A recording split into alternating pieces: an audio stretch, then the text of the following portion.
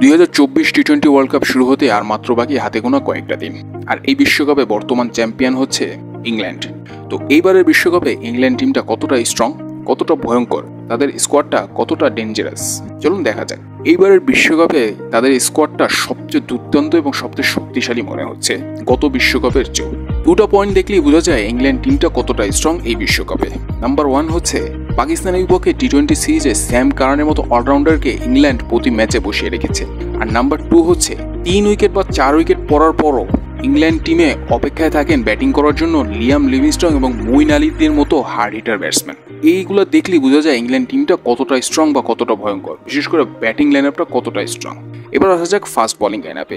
জোফরা আর্চার include হওয়ার পর fast bowling অ্যাটাকটা খুবই ভয়ঙ্কর লাগছে ইংল্যান্ডের। জোফরা আর্চারের সাথে জুটি বাঁধবেন মার্ক উড, ক্রিস জর্ডান, রিস টপলিদের মতো ফাস্ট বোলাররা। আর ফাস্ট বোলারদের সাথে তো রয়েছেনই ওয়ার্ল্ড ক্লাস লেগ স্পিনার এবং অভিজ্ঞ আদিল রশিদ, সাথে অফ স্পিনার তো আছেনই মঈন আলী, হাত ঘুরাতে পারেন লিয়াম লিভিংস্টন, উইল জ্যাক্সের মতো প্লেয়াররা। তো সব দিক থেকেই ইংল্যান্ডকে ব্যালেন্স মনে হচ্ছে, কিন্তু সব দিক থেকে ব্যালেন্স মনে হলো ইংল্যান্ডকে হয়তোবা একটা দিক থেকেই ভোগাতে পারে। আর ইংল্যান্ডের হয়তোবা এটাই দুর্বল সাইড বা দুর্বলতা এই বিশ্বকাপে, সেটা হচ্ছে বেন স্টোকস। কেননা বেন স্টোকস হচ্ছে ক্রাঞ্চ মোমেন্টের প্লেয়ার।